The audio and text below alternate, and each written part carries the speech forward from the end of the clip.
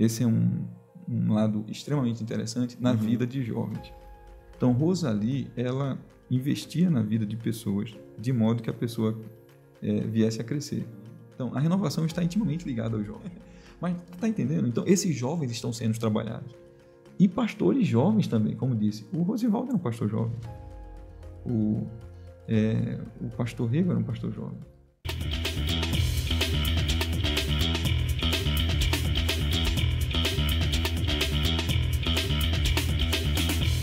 Seja muito bem-vindo ao Debatistas Podcast, um programa de debates e entrevistas da Convenção Batista Nacional. E hoje nós estamos aqui com Herbert Borges, se eu não me engano, já na sua 4ª participação. Aí já não pede mais gol, não. Aí você não pede mais música, não, por 3 gols, né? Aqui já... Pede, não? Aí você já comanda a playlist. Eita, rapaz, que bênção. Que bênção. Satisfação te receber mais uma vez aqui, meu amigo. Grande, Natan. A satisfação é nossa, meu irmão. Grande prazer estar aqui com você mais uma vez. Amém. Bênção. Olha, nós estamos aqui, deixa eu aproveitar e divulgar mais. Tem vários livros do pastor Herbert, mas tem esse aqui, que acho que foi o primeiro da fila, né? Primeiro da fila. Batistas Nacionais, Origem, Doutrinas, Princípios e Práticas. Tá bom? Você adquire na Lerban, adquire os outros livros do pastor Herbert também. Você pode conhecer o Projeto Renovados, né? Projeto Renovados. Projeto Renovados, @Projeto Renovados. No Instagram. No Instagram. E tem o site lá, tem o site, Projeto Renovados, onde o pessoal pode... .com.br? Onde o pessoal pode acessar uma série de materiais, não só, né, sobre a renovação no âmbito Batista Nacional, mas no âmbito presbiteriano, congregacional, metodista, né? O wesleyano se tornou depois. Processo de renovação no Brasil aqui, né? No Brasil. Encontra lá um material que vai ajudar o pessoal a refletir sobre a renovação aí no âmbito batista, presbiteriano, congregacional, e por aí vai. Show de bola. Então, assim, a gente está aqui para falar hoje, especificamente, de uma pessoa que Deus usou para começar esse trabalho aí, não só entre os batistas nacionais, mas entre as denominações históricas, né? Renovação. Isso. Então, para falar aqui dos 100 anos que Rosalie Appleby chegou ao Brasil. Isso. Não é isso? Então, vamos começar com isso. Fala um pouquinho para a gente, Herbert, você que é um pesquisador dessa história da renovação, vamos falar um pouquinho sobre essa mulher que é tão importante na história da renovação do Brasil, né? Sobre a chegada dela ao Brasil, como se deu esse processo, como é que foi isso aí? Natan, a Rosalie, né, é uma jovem de 29 anos quando chega ao Brasil.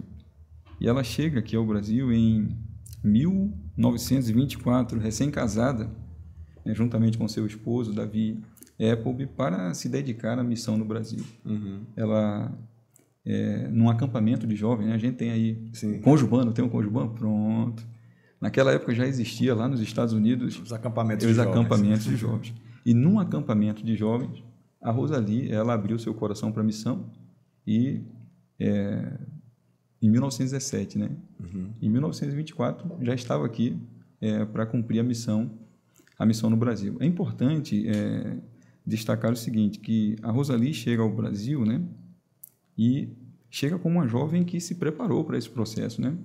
Era uma jovem que estudou na Universidade Batista lá do estado lá de Oklahoma, fez, né, lá um curso lá no seminário também, no Seminário Batista, e vem para aqui, né? Passa por esse processo de preparação, ela, o seu esposo, e chegam aqui no Brasil em 1924 para se dedicar à missão aqui no Brasil, como muitos outros jovens também vieram para o Brasil nesse mesmo processo, né? Os americanos mandaram muitos missionários. Ela vem, né, dentro dessa, vamos assim dizer, atmosfera de envio que existia lá nos Estados Unidos para se dedicar à missão aqui no Brasil. Nesse sentido, né, a Rosalie é um exemplo para a gente, né, que a gente deveria, né, estar fomentando entre os nossos jovens. Olha, jovem, você que hoje participa de um congresso de jovens, participa lá daquela feira lá que existe na Jami, né?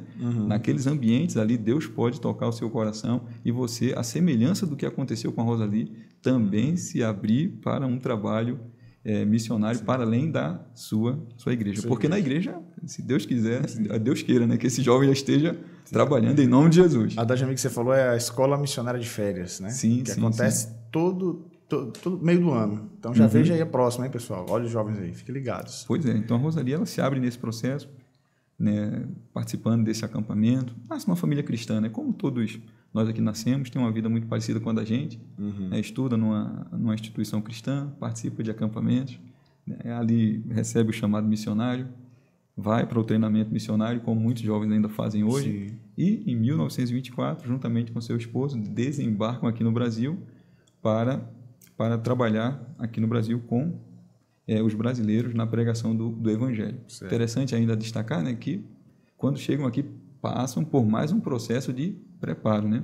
Porque hoje, se não estou enganado, quando a gente manda um missionário para uma missão em outro país, né, de língua diferente, de modo geral, esse pessoal já vai um pouco preparado ali, né? Sim, já sabe a língua e tal, já procura saber da cultura.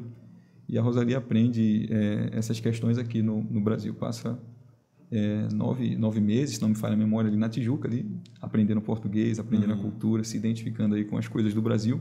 E quando chega ao Brasil, a Baía de Guanabara é um lugar bonito, né?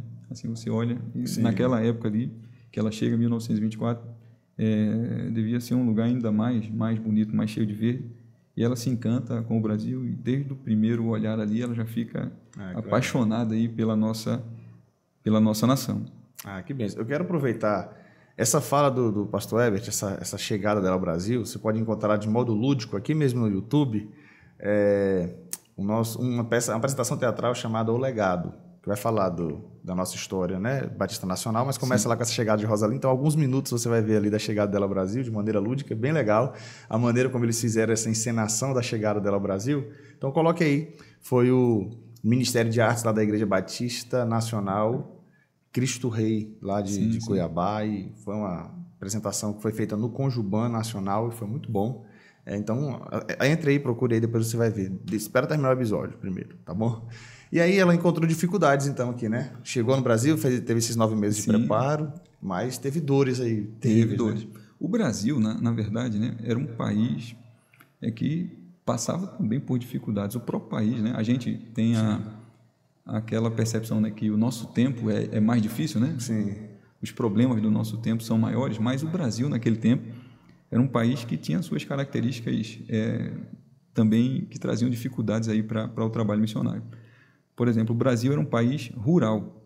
Naquele tempo, né, que Rosali chega ao Brasil, a gente está vivendo aquele momento da Semana Interna. Existe o movimento tenentista, né? Sim, aquele problema de revoluções que está acontecendo no Brasil. A crise econômica de 1929, né? O pessoal de história vai lembrar dessas coisas. Que ela vai ver dos Estados Unidos Sim. Então, trouxe problemas para missionários. Então, você vai encontrando um Brasil em crise. E durante, na verdade, todo o período que a missionária Rosali esteve no Brasil, não foi um período fácil para o Brasil, né? Você vê aí a Revolução de 30, a Era Vargas, e depois da Era Vargas, os anos 50. Então, todo esse período é um período aí de grandes dificuldades e grandes transformações para o Brasil. E ela está nesse contexto. Está nesse contexto. Mas, especialmente, né, falando assim dela, então Rosali chega com seu esposo. A primeira dificuldade é o aprendizado da língua, a se identificar com a cultura do Brasil, aprender as coisas do Brasil para poder desenvolver o trabalho. E eles estavam aí bem felizes, né, nesse processo, pensando em desenvolver uma atividade no interior de Minas Gerais. Mas os planos são alterados. Por quê? Porque o esposo da Rosali, o David, ele vem a falecer no ano seguinte. No ano seguinte, ele falece, no mês de outubro, né? Ele chega a óbito aqui no Brasil. E esse é um primeiro grande problema enfrentado pela Rosali. Então, peraí, ele ficou um ano aqui no Brasil? Ficou um ano. E faleceu? Faleceu. Né? Chega em 1924. Em 1925, né, ele vem a falecer. E esse é o primeiro grande, vamos assim dizer, desafio, né, enfrentado aí pela Rosali, grande mesmo, né? Existe o anterior, que é o aprendizado, mas esse é de uma proporção gigantesca. Então, a Rosali, ela perde o seu marido um ano depois. Veio aqui para o Brasil com sonhos, né, cheia de esperanças de pregar o evangelho com seu esposo, alimentando, né, o que é natural, né? Um desejo de levar o evangelho para os brasileiros junto com seu esposo, e no ano seguinte o esposo vem a falecer. É um baque. Aí você imagina, né? Volto, fico. E ela decide ficar. Inclusive, aqueles que se dedicam a registrar a história da Rosalie, diz que o esposo, olha, faça também a minha parte aí, né? Faça a sua e a minha agora. Porque ele faleceu de uma doença, né? Sim. Então foi. Mas ela teve. Aí o filho dela nasceu após a morte do marido. Sim, dia depois. Um dia depois do. Sim. Aí o filho nasce. O filho está nascendo ali. Se não me falha a memória, é essa mesma data. O que é que acontece? Mas o filho nasce ali e ela tem agora essa outra dificuldade, né? Você perde o esposo e agora também tem que educar um filho sem um pai, distante de casa. E ela cumpre esse papel muito bem, né? Cumpre esse papel muito bem, educando aí o seu filho, que é o David também, né? Recebe o nome do pai. Sim. Então ela vai educar esse filho no Brasil. E essa é vamos assim dizer, né? As dificuldades do início do seu trabalho. Então, no Brasil, a Rosalie enfrenta aí essas grandes dificuldades. Mas o que é que acontece? Muita gente pensa, né, falando um pouco do tópico anterior, que Rosalie ela chega no Brasil já com essa ideia da renovação, né? Ela já chegou carregando isso no coração. Essa né? era a pergunta que eu ia fazer. Se ela já vem de lá, já no sapatinho de fogo? Não vem, não. O que é que acontece? Ela não chega com essa percepção. Justo. Isso vai se desenvolver aqui no Brasil. E falando especificamente de dificuldades ligadas a essa percepção, diria que uma dificuldade que Rosalie enfrentou, que está ligada a isso, é você falar durante muito tempo, trabalhar durante muito tempo, fomentando esse tipo de percepção e não ter aquela recepção que ela desejava. Então, foi um negócio assim, eu despertei para isso, falei, já foi algo assim. Não foi assim. Então, está uma dificuldade também aí. Então, a Rosalie é essa pessoa. Então, como é que esse processo ele vai se iniciando? A Rosalie chega, né, aqui no Brasil, e ela vai vivendo essas experiências. A primeira experiência, né, que é a experiência da morte do esposo, depois a experiência de educar o filho. Ela se desloca, né, aí ela está em Belo Horizonte, tá? Está em Belo Horizonte ali. Ela se desloca de Belo Horizonte para Petrópolis e vai viver ali um tempo ali naquela região.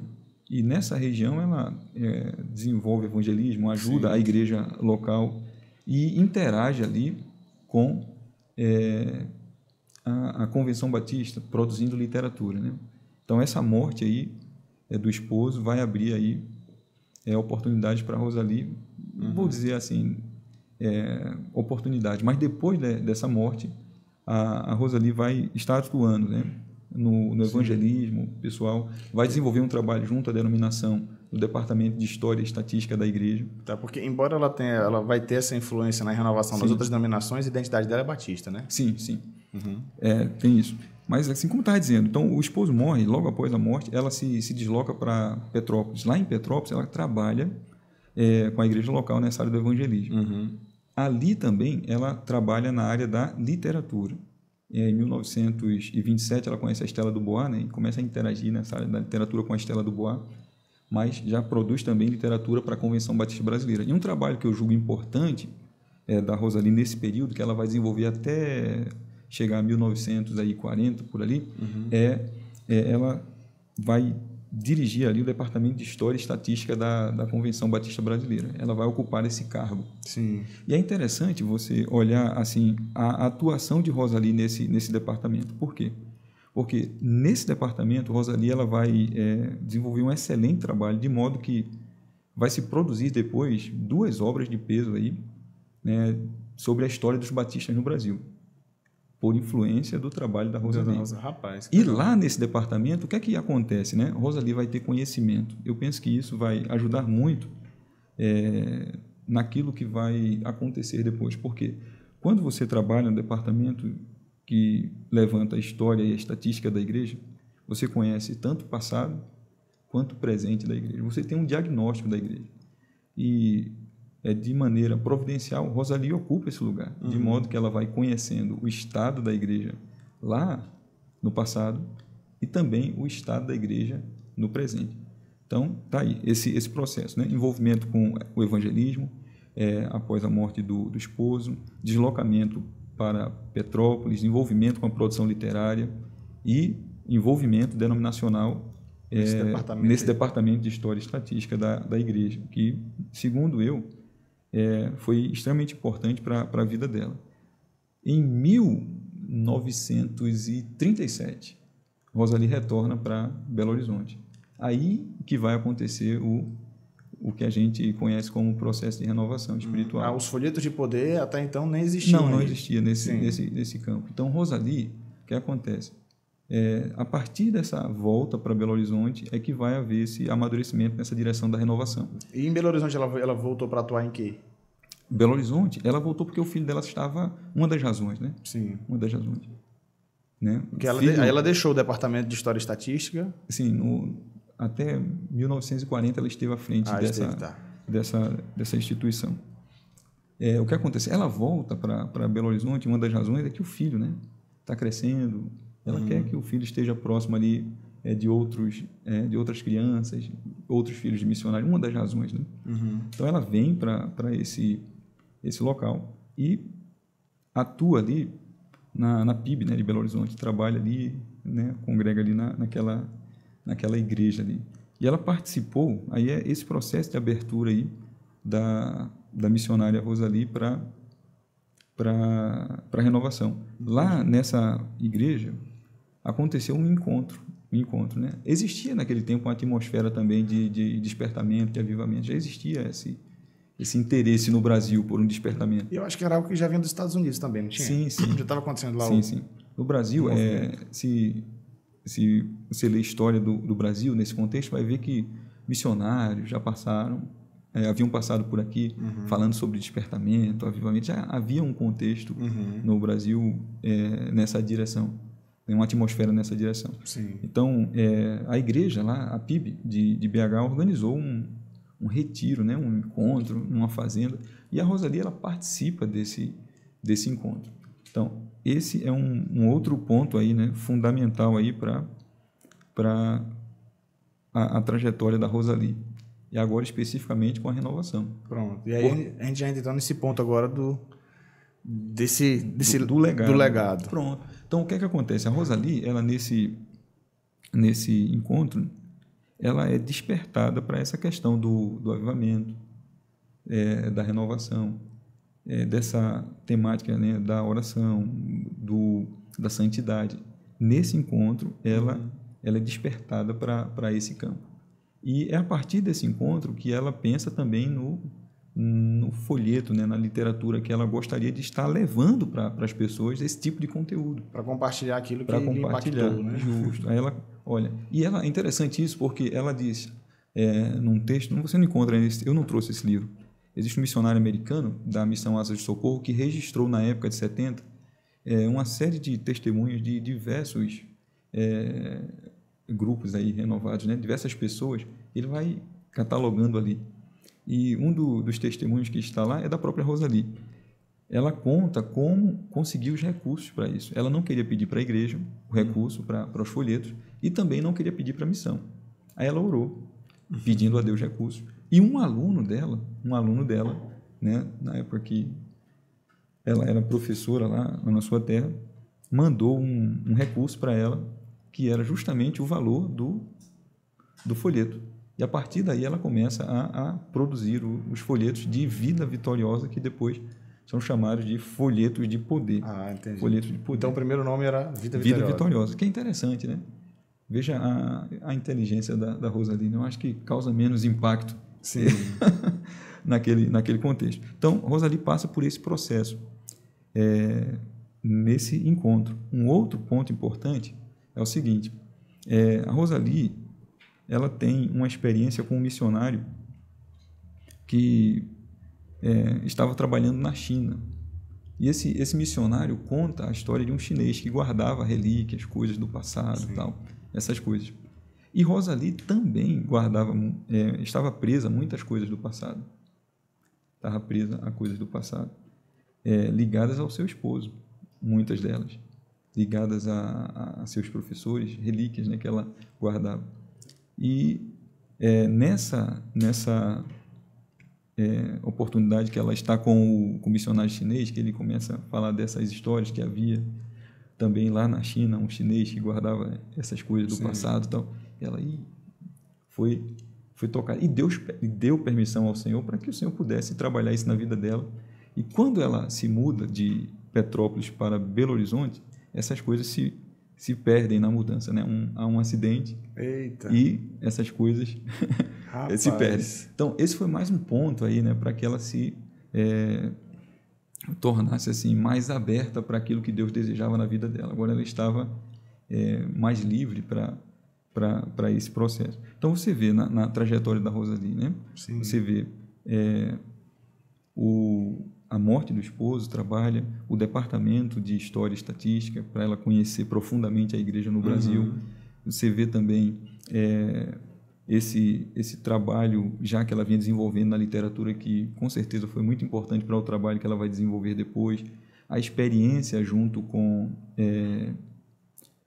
esse encontro aí. Sim. Depois a experiência com o missionário, e assim a vida dela vai caminhando, de modo que ela vai se abrindo para a renovação, se abre para a renovação. Deus vai trabalhando na vida dela, não é um negócio assim instantâneo. Eu acordei hoje, sim, agora não. E a grande ênfase, a percepção dela era observar que nas igrejas históricas havia realmente assim uma frieza espiritual muito grande, né? Era isso que a incomodava. O conteúdo desses folhetos era basicamente o quê? O folheto, eu tenho até não trouxe aqui, tem uns folhetos. O folheto, por incrível que pareça, é um material destinado para crente. Por incrível que pareça. Entendeu? Sim. É um material destinado para crente. A gente já está acostumado a pensar em folheto evangelístico, e esses eram folhetos que eram para crente. Para crente. Para despertar os crentes. Veja que coisa, né? O estado, né, que estava ali, a igreja na percepção da Rosalie. A igreja precisava de um despertamento. E os folhetos de Vida Vitoriosa são folhetos, né, voltados para crentes perceberem ali na leitura a experiência de outras pessoas. Nem todos os folhetos eram da Rosalie, muitos eram traduzidos, outros folhetos eram dela mesmo. Mas o conteúdo é esse, despertar crente para uma vida de santidade, para uma vida de oração, para uma vida no poder do Espírito Santo. Inclusive, é importante a gente observar o seguinte: ela resgata nesse processo uma doutrina que estava meio esquecida no âmbito, vamos assim dizer, tradicional, que é a doutrina do Espírito Santo. Ela começa a trabalhar, né, juntamente com esses outros, vamos assim dizer, colaboradores, sejam traduzindo ou pessoas que escreveram também, a doutrina do Espírito Santo na vida ali da igreja, naquele contexto. Manda, encharca isso aí, e não é um processo, Natan, rápido, né? Ela começa a fazer isso, a gente está falando aí 1940, né? 41, na verdade, foi o encontro lá na PIB-BH. Então, você tem em 1941. Depois, ela vai se abrir aí para esse trabalho aí, né, da renovação, e começa a produzir esse material. A vida dela começa, ela fala que borbulhar essas coisas, né? Começa a ler muita coisa sobre isso, né? Aprender muita coisa e também passar muita coisa. E não é algo que vai acontecer rápido, né? Eu comecei a mandar o primeiro folheto e já pensa. Não, foi uma semeadura de vários anos. Aí a minha pergunta, que a gente conhece assim, um pouquinho da resistência que o Zé Rego do Nascimento, pensamos nos batistas nacionais, né? O Zé Rego do Nascimento recebe um folheto desse, e aí ele é impactado.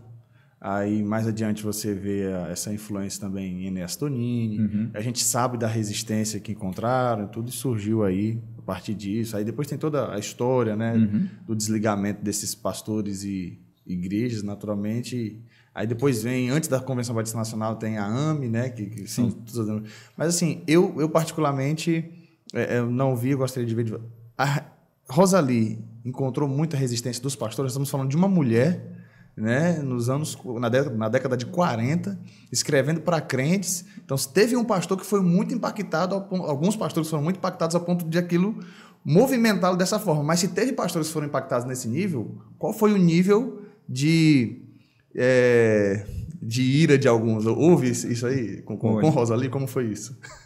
Os autores que escrevem a história batista nacional, né, eles falam que Rosalie sofreu muita resistência. Sim. Muita resistência. E ela tinha um comportamento muito tranquilo, né? Sim. Passou por essas dificuldades com muita serenidade. Entendi. Essa é Nós não estamos falando de uma militante. Ela é uma pessoa nos termos atuais da palavra, digamos. Muito serena, muito serena. Ela era uma pessoa que ela estava mexendo com o status quo ali, mas ela era muito serena, muito tranquila, né? Tinha um comportamento muito tranquilo. Só que os autores batistas brasileiros, eles também, quando falam da Rosalie, falam de uma maneira muito positiva. Olha só. Eles falam de uma maneira muito positiva. Rapaz. Então, os batistas nacionais falam de uma maneira muito positiva sobre Rosalie e dizem que ela enfrentou essas dificuldades, né? Dificuldades no seu trabalho, ao fomentar esse tipo de pensamento, essa ideia de um despertamento para o Brasil. Só que os autores batistas brasileiros falam muito bem da Rosalie. Sim. E eles dizem o seguinte, eles dizem que o problema não era a Rosalie. Entendi. Foi os desdobramentos disso. O problema veio na sequência, né? Então, eles têm essa leitura. Você sabe, você fez história, né? Tem a historiografia, né? A maneira de escrever a história. Então, são duas maneiras de escrever a história. Então, quando o Batista Nacional escreve a história, olha, Rosalie era uma bênção, enfrentou momentos de perseguição, de dificuldades. Já os batistas brasileiros, como disse, né? Não, ela é uma bênção. Né? Durante muito tempo fez essa semeadura no Brasil, falando de um avivamento, falando da necessidade, né, de uma vida poderosa no Espírito Santo. Ela enfrentou resistência, mas ela não foi taxada de pentecostal? Não. Naquela época? Pelo menos pela literatura dos batistas de Brasil. Você lê, né, o José dos Reis. Você lê Humberto Viegas Fernandes. Você sai lendo esses caras que escreveram sobre a renovação, ou você não vê esse tipo? Eu estou falando sobre essa questão, não que o ser pentecostal em si seja um problema, tá, irmãos? É porque, para a época, você ser batista ou ser pentecostal era uma coisa... né? Se você é pentecostal, não tem como você ser batista. Tanto que o pentecostalismo também tem outras questões que envolvem não só essa questão da doutrina do Espírito Santo, né? E aí, tanto é que quando houve a renovação, os pastores, não, nós somos batistas, nosso modo de governo é batista. Né? Nós temos aqui um ponto no que diz respeito ao batismo no Espírito Santo, e aí por isso vem a ideia de renovados, e não de pentecostais necessariamente, porque tem todo um espectro aí, né? Mas no caso, os batistas brasileiros não entenderam que a Rosalie deixou de ser batista, como no caso do desdobramento disso, né? Não. Eles registram essa história, né? Como disse, né? E apresentam a Rosalie de uma maneira muito positiva, positiva. E as outras denominações têm relatos sobre isso? Tipo, como houve essa influência lá na presbiteriana, houve essa influência... Tem relatos também. Existe material, né? Que também trata da história do movimento em outras denominações. Sim, e é interessante... Entre os congregacionais é muito forte também. Entre os congregacionais, entre os presbiterianos, entre os metodistas. Sim. Se você quiser mais informação sobre isso... Projeto Renovados tem lá. Tá tudo lá. Tem lá, mas tem bastante material sobre o movimento. E como os batistas, inclusive, né, foram decisivos para que essa chama se espalhasse por outras denominações. Por exemplo, no Nordeste, o Rosivaldo, né, foi muito influente para que a renovação se alastrasse ali naquela região para outras denominações. Sim. Inclusive, o Betel, né, surge nesse contexto. Você vê a igreja congregacional Vale da Bênção, surge nesse contexto. Eu estava no Betel Brasileiro, no meu curso, eu estudei no Betel Brasileiro lá em João Pessoa, de 2009... comecinho de 2009 ao final de 2012. E o Rosivaldo de Araújo foi lá, né? Coisa boa. Aos poucos anos antes do falecimento dele, ele esteve lá, já não estava mais enxergando, mas contou assim histórias extraordinárias desse processo, né? Dessa época. Como ele é de Recife, né? Não, ele é baiano. Ele é baiano, mas teve grande influência ali em Pernambuco, né? Na renovação. E estava estudando em Recife. E ficou por lá mesmo. Como é que foi isso? Eclodiu esse processo. Então, ele saiu para o norte depois. Foi? Ele foi para o norte. Ele pastoreou em Belém. Sim, ele foi para o norte. Ele saiu de lá para o norte. A Igreja Batista Missionária da Amazônia, em Belém, ficou muito tempo lá, realmente. A questão da Obama, né? Isso. A Obama, tá? O Enéas, que a gente escuta a história da renovação, é muito mineirocêntrica, né? Sim. Se conta a história muito a partir da região de Minas Gerais. Mas, assim, lá no Nordeste teve a AME do Nordeste também, né? O Enes criou lá o Comitê de Avivamento também, né? Teve uma espécie de AME para lá também. A AME entendeu? é Associação Missionária... Ação Missionária Evangélica. Ação Missionária Evangélica. Se não me falha a memória. Assim. Que aí depois, que era, na realidade, a junção das denominações... Na verdade, a ideia, né, pelo menos as leituras me fizeram me levaram nessa direção, a ideia lá da AME era ser só batista. Era ser só batista. Ser só batista.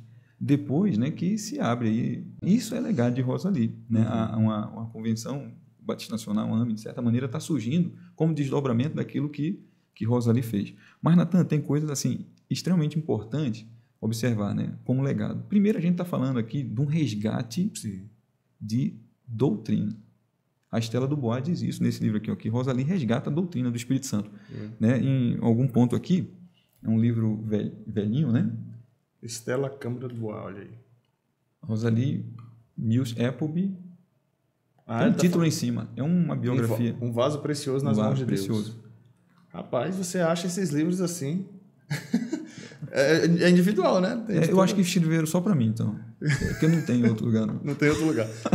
Como é que eu faço para achar? Aqui, ó. Projeto Renovados, você vai encontrar outro livro trechos. Que fala aqui um pouco de Estela e Rosalie, que é escrito por elas, inclusive.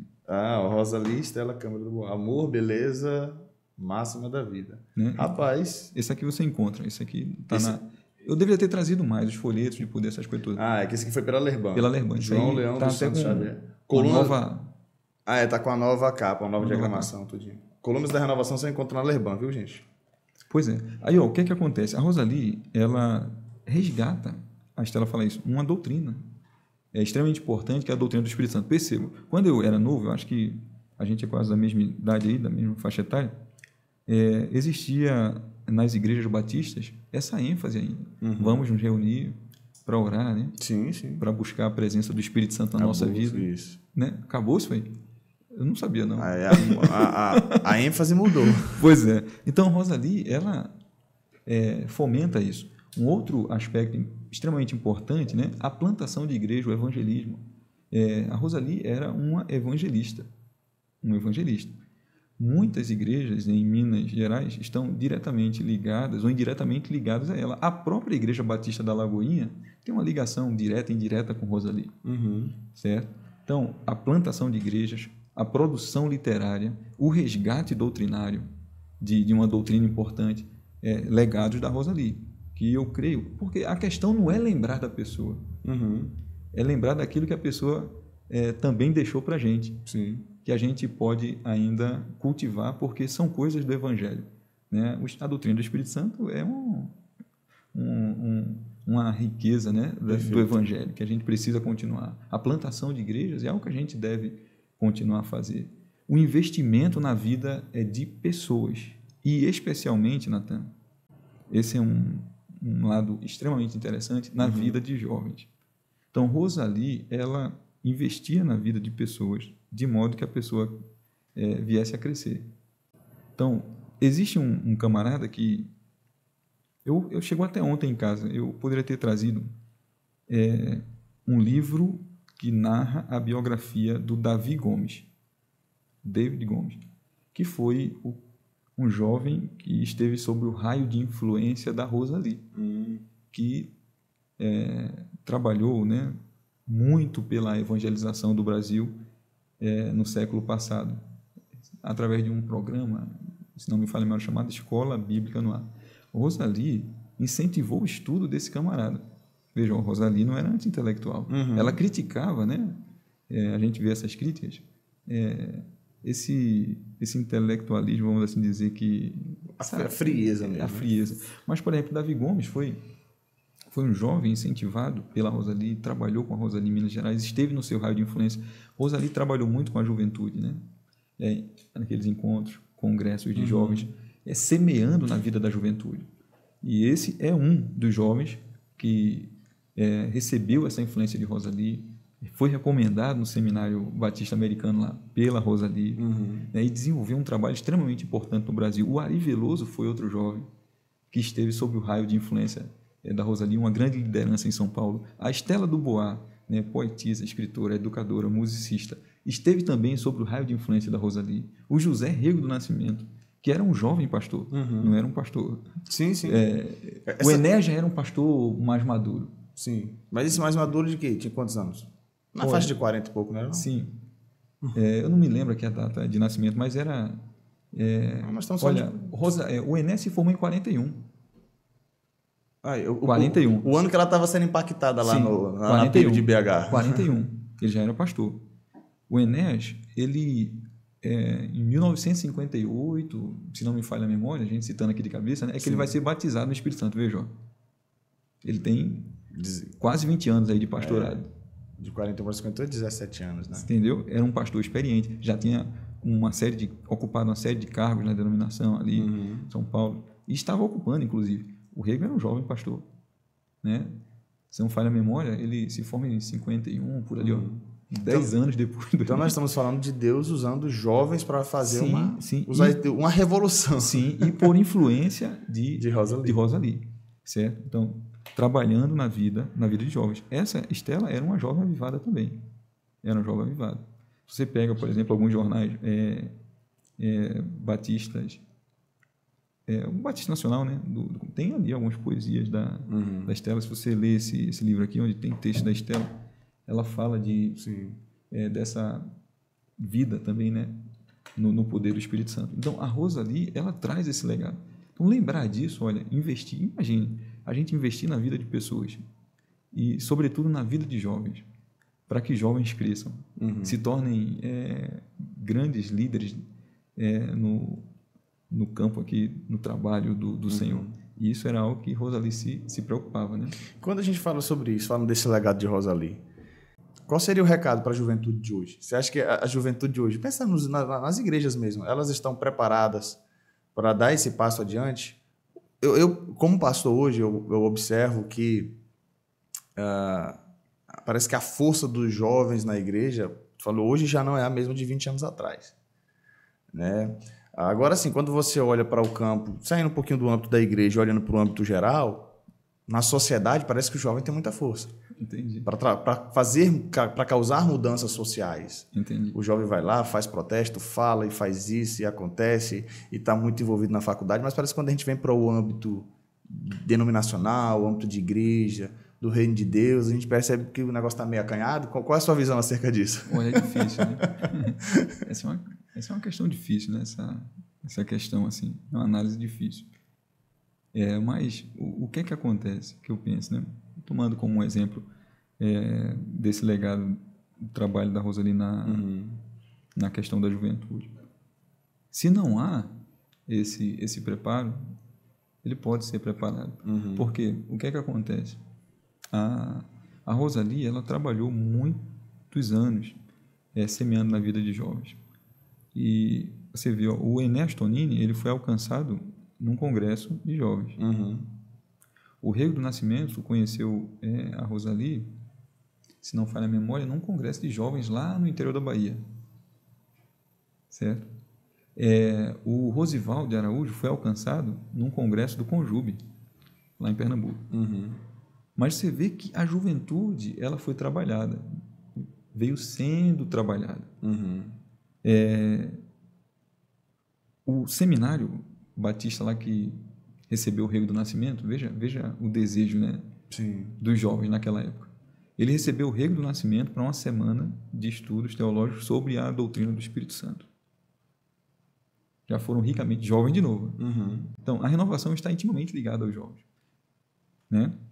Receberam lá o pastor Rego, ficaram uma semana estudando. No final de semana, o que é que eles dizem? Quando está terminando o negócio, vamos fazer uma vigília, vamos orar. E no final daquela, no transcorrer, na verdade, daquela vigília, eles foram ali impactados. Sim. E causaram impacto também. Sim. Mas está entendendo? Então, esses jovens estão sendo trabalhados. E pastores jovens também, como disse. O Rosivaldo era um pastor jovem.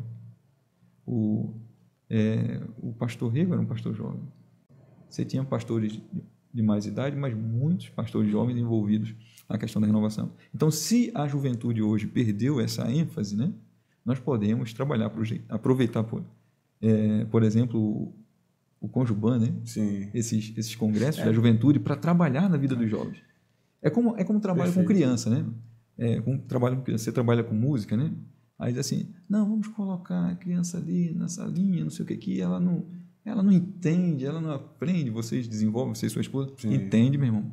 Pode trabalhar que eles vão entender. Os jovens, assim, trabalhe que eles entendem, eles vão crescer. Oxe. Então, a gente precisa trabalhar essas questões, né? Se o cenário, né, esse como você apresentou. Eu quero até recolocar aqui essa fala que eu coloquei.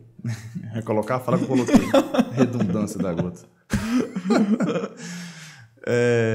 Porque, assim, eu quero voltar ao que você falou da Rosalie. Às vezes, para você causar grandes mudanças, você não precisa sair fazendo protesto, né? Não. Levantando cartaz. Não. Então, como eu falei, às vezes parece que quando você olha para o ambiente fora da igreja, isso fica um pouco mais nítido, porque você está vendo grandes manifestações e tudo, e aí parece que na igreja a coisa está mais assim. Mas, assim, a Rosalie foi fazendo isso aí devagarzinho, folheto de um por um e tal. Um livro. E isso aí é importantíssimo. Eu tenho um texto lá em casa, né, que fala dessa relação dela com o Ari Veloso. Sim. Ela deu um livro para o camarada do cara. Eita, eu preciso me converter. Mais ou menos assim a história. Né? O resumo do resumo. Então, investir na vida de pessoas. Então, precisamos voltar, se perdemos esse foco, a investir na vida de pessoas, a evangelizar. Existem muitas igrejas que hoje pensam assim, poxa, o negócio está ruim, né? A obra não cresce, o trabalho não anda, mas você evangeliza? Rosalie está nesses materiais, né? Estava uma banana ali dentro da bolsa, um lanchezinho, os folhetos debaixo do braço, né? Sistema antigo. Sim. Não tem muita novidade, não. Quem fazia muito isso, sabe quem era? Era o Elias Brito, lá da PIB aqui, né? Sim. Evangelizar, uma igreja que evangeliza todo dia. Uhum. Então você vê, poxa, mas ela passou aqui, lá em Belo Horizonte, um pouco mais de uma década ali, e plantou não sei quantas igrejas, ou ajudou a plantar não sei quantas igrejas. Como foi isso? Será que foi uma fórmula mágica? Não, é simples. Era uma mulher que buscou viver uma vida de oração, né? Uma vida de meditação na palavra, de intimidade com Deus, e uma vida de ação, de atitude. Vamos pregar o Evangelho. E investindo na vida de pessoas. Leva um seminarista debaixo do braço, né? O seminarista hoje, ele está onde, hein? Aí pega esse seminarista, bota ele debaixo do braço e diz assim, vamos ali plantar uma igreja? Vamos ali evangelizar? Era essa a dinâmica. E essas ênfases, né? Se a gente perdeu, a gente pode trabalhar na vida das pessoas. E eu penso que é um negócio, né, que vai só nos fazer bem. A pergunta que eu tenho para te fazer agora aqui. Como a gente estava falando aqui em off, né? Se Deus levanta José, leva ele para o Egito, como a gente conhece a história, José pega então a sua família e leva lá para o Egito, preservar. 400 anos depois, Deus levanta Moisés para tirar esse povo do Egito. Né? E aí a gente pode, de repente, algum saudosista poderia pensar, não, foi Deus que trouxe a gente para cá. Sim. Quem é esse homem que está se levantando agora para querer tirar a gente daqui e tal? Por que eu estou querendo dizer com isso? Nós já estamos aí há quantos anos dessa renovação? 70 anos, basicamente. Se a gente for pensar que começou em 40, e já estava soprando ali... já tinha uma atmosfera. Né? A convenção surge em 67, né? A CBN, Marco Histórico, 67. Mas em 41 já começou ali, Deus tocando no coração da Rosalie, já existia um movimento. Então a gente está com mais de 70 anos aí, com esse sopro. Sim, sim. Alguns até vão colocar antes disso, que a Assembleia de Deus chega em 1912 aqui no Brasil, então tá por aí. A minha pergunta para você é, às vezes a gente observa, pensando no nosso contexto batista nacional, eu não sei se poderia dizer isso, mas às vezes um certo saudosismo, né? Que saudade daquela época. Sim, sim. Como a gente encara isso hoje? Né? Não é Xerox, né? Sim. Como é que você consegue observar como um historiador e um pesquisador daquele movimento e alguém que tem uma boa análise do contexto atual, o que a gente pode esperar? Excelente pergunta. Se você está com desejo dessa vida, é uma coisa boa. Sim. Isso é maravilha. Então vamos buscar a presença de Deus. Sim. Rosalie usou esse recurso. O que é que ela fazia? Por exemplo, ela escrevia aqui a história, por exemplo, de um jovem, sei lá, o Jonathan Edwards. a história de um jovem, o John Wesley. Qual era a intenção da Rosalie? Né? Com um folheto que fala sobre a vida de um homem de Deus. Assim, olha, veja como foi a vida desse homem. Veja como foi a vida dessa pessoa. E as pessoas começavam a refletir e ler sobre essa vida. E o que é que vem na sequência? Justamente isso que você falou, o desejo. Eu quero viver uma vida assim. Entendi. Eu quero que minha vida seja uma vida cheia do poder, da presença do Espírito Santo de Deus. Rosalie começou a despertar isso, o desejo no coração das pessoas, de uma vida cheia do poder de Deus. O Rego do Nascimento, mesmo quando está nesse processo de cura, ele lê o negócio e eu quero ser assim, traduzindo, né? Eu quero ter essa vida poderosa, né? Ele leu o folheto e leu os textos lá e dizia assim, o Espírito do Senhor Deus está sobre mim, o pregador dizia. Eu quero ser assim, eu quero ser uma pessoa cheia da unção, cheia do poder de Deus. Então, se a gente tem esse desejo, esse é um passo já fundamental. Se a gente deseja essas coisas, é algo assim que eu creio que Deus já está trabalhando no nosso coração para viver novas realidades. Então, onde é que eu quero chegar com isso? Que pensar no renovo do Espírito Santo, então, assim, eu não preciso querer, não precisa ser naqueles moldes, não. Mas a renovação, o ser cheio do Espírito Santo é algo atemporal, não é isso? Justo. Se aconteceu com John Wesley. Sim, pode acontecer comigo. Não necessariamente igual. Aconteceu com a geração anterior, nós aqui, Batistas Nacionais, aconteceu com Rosalie. Sim. Pode acontecer comigo. Justo. E essa pergunta, Natan, é deve acontecer. Importante. Não pode, deve. Tem que acontecer. Nós precisamos ter a vida nessa dimensão. O que acontece?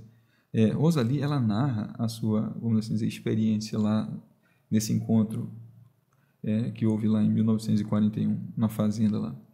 E ela não chega a dizer, por exemplo, nada de especial. Assim, na ótica que a gente geralmente escuta por aí, olha, naquele dia eu fui batizada com o Espírito Santo. Caminhão de línguas, eu fiquei, sei lá, rodando no manto à noite. Não, ele não diz nada disso. Naquele dia, Deus me despertou para a necessidade de um avivamento no Brasil. Naquele dia, o meu coração só pensava nessas coisas, de modo que começou a transbordar. Eu estou traduzindo aqui, né? Sim. Na minha vida, ela dizendo a necessidade de uma... Eu sentava para escrever, saía isso. Eu sentava para orar, era isso. O que eu fazia isso. Aí você olha as outras experiências, por exemplo, experiências como o do Enéas. Veja a experiência do Enéas, né? Ele diz assim, olha, a minha experiência foi de uma inteira submissão. Será que nós queremos viver, vamos assim dizer, né, para usar uma linguagem bem atual, o sobrenatural de Deus? Enéas viveu isso, né? Mas passou por uma experiência de inteira submissão. De entrega. Eu acho que e os outros também. Não foi assim... Como a gente está conversando, sim. As experiências não são iguais. Deus vai trabalhando com as pessoas. Existe uma essência, vamos assim dizer, uma essência comum, mas não é assim, esse aqui foi igual a esse e esse. Por exemplo, eles não falaram em línguas. Mas um fato que se vê na vida de cada um deles é que, a partir dali, eles tiveram uma vida transformada. Eram crentes, vamos assim dizer, com uma outra pegada. Né? Uma outra pegada. Eu estava até falando na igreja, né? Essa discussão que às vezes existe, né? Batismo com o Espírito Santo é isso, batismo, a gente já é batizado, não, aquele é batizado. Não, tá bom, não discuta muito isso não. Mas você tem poder de Deus na vida? Você é batizado antes ou depois, mas Jesus diz que quem está batizado vai receber poder. A vida está poderosa. É um dos pontos que nós como batistas nacionais não fechamos, é aquela ideia, né, de que o batismo no Espírito Santo necessariamente tem como evidência o dom de línguas. A gente vai para aquela ideia lá de que Paulo fala, tem variedade de línguas, outro interpreta, né? Ou seja, busca com zelo os melhores dons. Então, os dons estão, então a pessoa ela é revestida de poder, de repente ela recebe um outro dom que não seja necessariamente o dom de línguas, né? Agora, assim, muitas vezes a gente está muito focado, isso que você falou é importantíssimo a gente refletir, e muitas vezes a gente está focado nessa questão do que é o mover do Espírito Santo, do que é o avivamento, e a gente foca muitas vezes em um culto de 2 horas de duração ali, em que aquele culto teve ações espetaculares, né? Alguém rodou, alguém falou em língua, alguém revelou, alguém profetizou, sendo que, na realidade, isso, quando genuinamente ocorre, acho que são a ponta do iceberg, né? Sim, porque realmente o avivamento é aquilo que você falou. Uma pessoa avivada, ela vai ter muito mais ênfase, amor pela evangelização, por missões, Justo. né? Um temor a Deus assim de maneira sobrenatural. É algo que você vê que de fato só Deus pode causar, né? Essa repulsa pelo pecado, essa luta pela santidade. Justo. Né? E como diz o provérbio, né? O ferro afia o ferro, né? Sim. Então, é vida na vida, né? É vida na vida. Então, essa questão aí que a Rosalie usa, né? Que é legado também, ela produziu uma série de livros, né? Série de livros. E, por exemplo, a gente vê aquele devocional que tem aí, né? Não sei o que diário. Como é que tem? Pão diário. A Rosalie já fazia aquilo. E é interessante que o pão diário, vamos dizer, da Rosalie era por tópico, assim, era sistemático, era um tipo uma teologia sistemática. Janeiro, Cristologia, um exemplo. Fevereiro, pecado, e assim vai. Então, ela investiu nessa questão da literatura.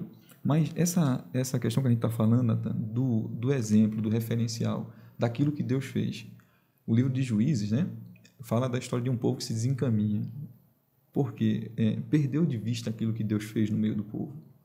E Rosalie começa a mostrar, a partir da sua própria vida também, né? Ela viveu isso, né? Aquilo que Deus faz na vida de uma pessoa, e ela mostra para outras pessoas aquilo que Deus pode fazer na vida das pessoas por meio da literatura. Folhetos para jovem, né? Se ela voltasse, né, na idade, né? Se ela voltasse para a juventude, o que ela faria, né? Ela vai dizer para o jovem o que faria, assim, se voltasse no tempo. A ideia é essa, assim, olha, se eu voltasse no tempo, eu dedicaria a minha vida ao Senhor mais.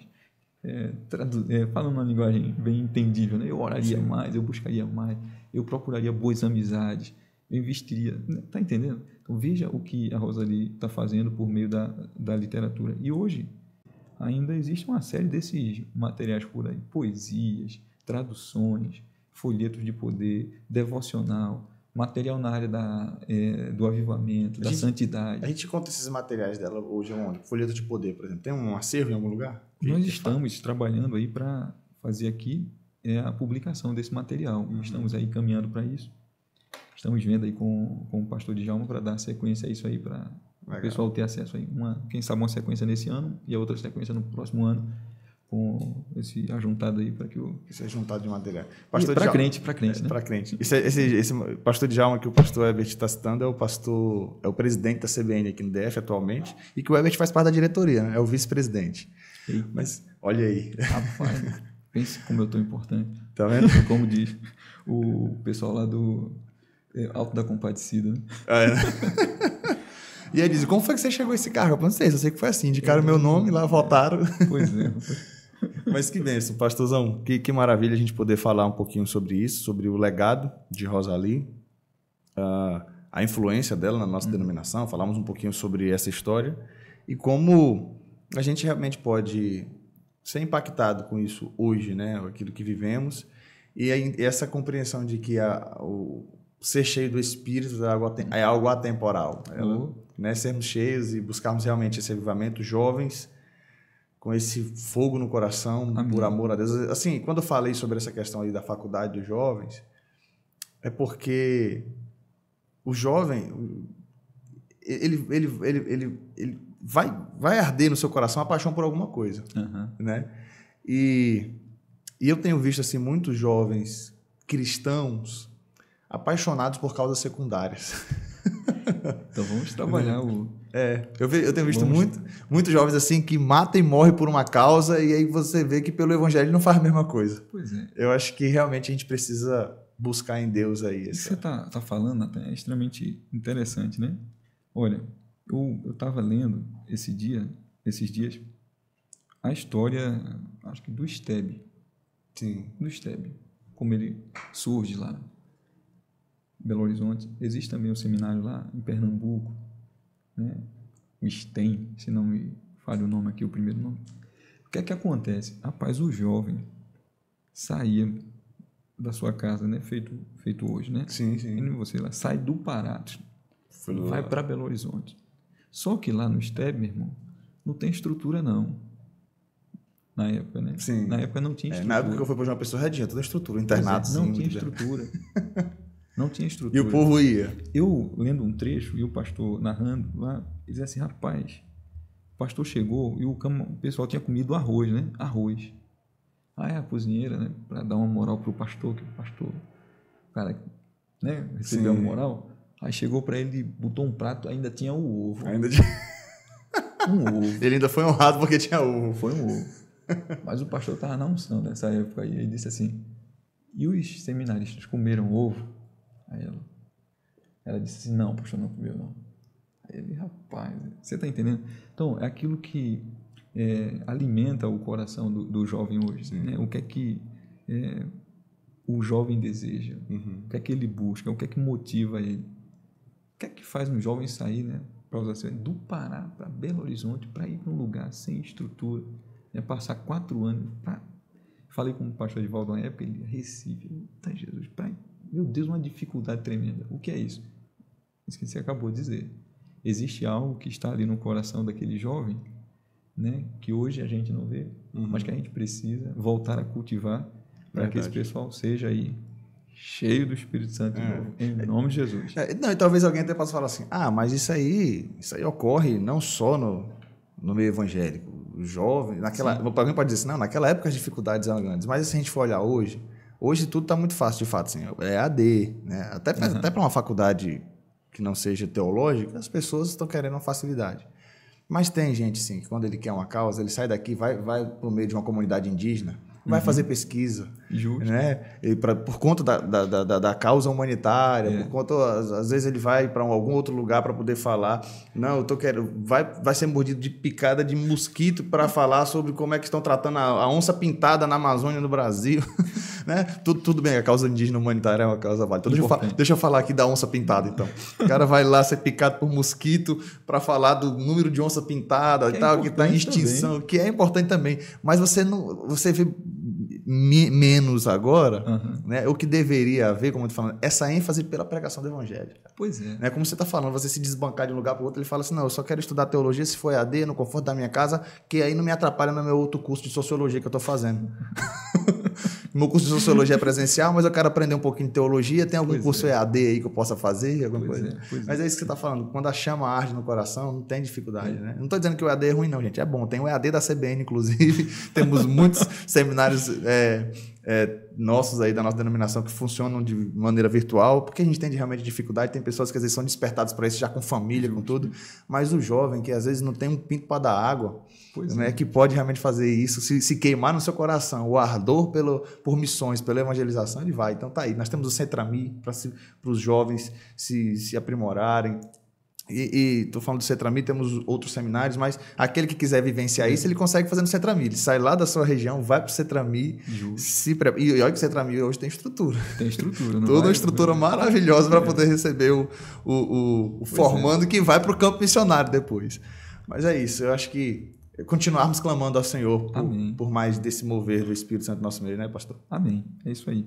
E como eu disse, a gente às vezes foca na pessoa, né? Uma pessoa importante, mas o legado, o que a Rosalie deixou, eu penso que é algo de Deus, e a gente pode caminhar nesta direção também, devemos caminhar nessa direção, que isso será uma bênção para a vida da gente e para a vida de outras pessoas. Investir na vida de pessoas, investir na produção literária que abençoa a vida de outras pessoas, evangelizar, plantar a igreja, buscar uma vida cheia do Espírito Santo, investir na vida de jovens. É esse o trabalho da Rosalie, né? Renúncia, deixar a sua casa para trabalhar pela vida de outras pessoas, né? Enfrentar dificuldades, né? Como a perda do esposo, a dificuldade de educar um filho sendo mãe viúva, distante da sua casa. Então, toda essa história nos mostra o que Deus pode fazer por meio de uma pessoa que se abre para Ele. É isso que é a grande mensagem aqui para a gente, e a gente deixa aí para pastores, para líderes de juventude, na tradução bem popular de hoje, né? Deixa Deus te usar. Eita glória, tá aí. Deixa Deus te usar, viu, jovem? Jovem de 0 a 100 anos, Em nome de Jesus. Pastor Herbert, muito obrigado. Obrigado também, Natan. Obrigado por esse bate-papo tão rico. Tenho certeza que vai abençoar. Que aqui, além de trazer conteúdo histórico, que vai trabalhar a sua parte intelectual, mas tem fervor no coração também. Amém. Amém. Glória a Deus. Deus abençoe, pastorzão. Muito obrigado por essa contribuição tão rica aí, em nome de Jesus. Amém. Bom, pessoal, é isso. A gente vai ficando por aqui. Na descrição está aí o site da Lerban, para você adquirir alguns desses materiais. E também o site do Projeto Renovados, para você conhecer um pouquinho mais tudo aquilo que o pastor Herbert tem desenvolvido aí das suas pesquisas. E quem sabe muitos outros materiais vão vir aí e você acompanhando ali, fica ligadinho. O Instagram também, né? Projeto Renovados, que aí já chega ali, o algoritmo já mostra para você, fica até mais fácil, porque o site é uma coisa mais passiva, né? Mas o algoritmo mostra para você as novidades que estão surgindo lá no site, você pode acompanhar, tá bom? Deus te abençoe, até o próximo Debatistas.